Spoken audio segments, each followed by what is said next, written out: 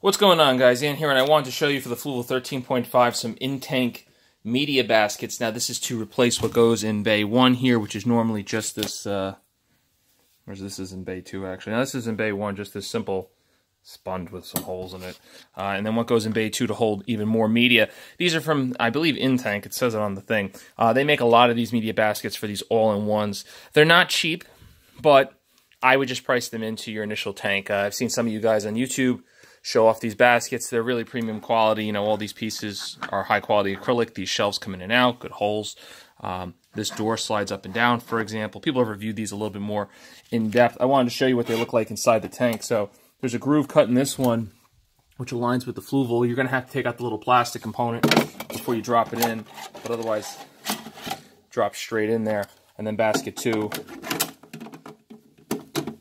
drops in as well. So when you look at it in the back, it actually looks pretty nice. Not that anyone's really going to be looking back here, but you're going to be able to store some media in this stuff out of the way. Store some media in this top rack, and then be able to store more media in the middle rack, and then the bottom rack down here. I'm going to be running some Cheetah with the Cheetah light.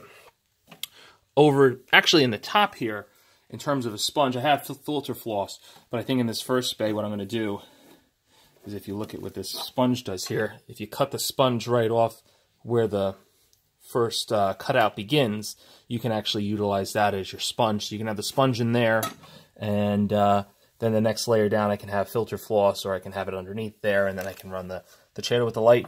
Over here you can run more media. You know, you can run your carbon, whatever else you want to put in here. The nice thing as well is it blocks all these holes. There are a lot of holes. I don't know if you can see it or not, but there are a lot of holes in here where water is meant to come in, which means it's not driving all the way down to the bottom chamber.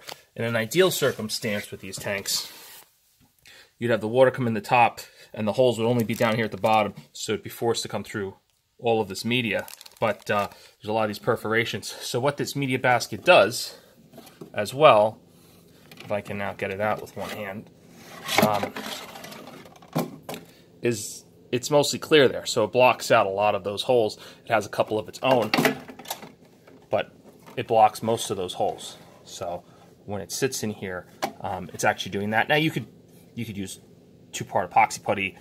That's aquarium safe. You could do a lot of things to block those holes. You don't need this basket to do it. You can get your own piece of acrylic, but for what it would cost to buy the acrylic and cut it up, you know, this is an expensive hobby. I think from a quality of life standpoint, just be able to buy these and drop them in and have them work.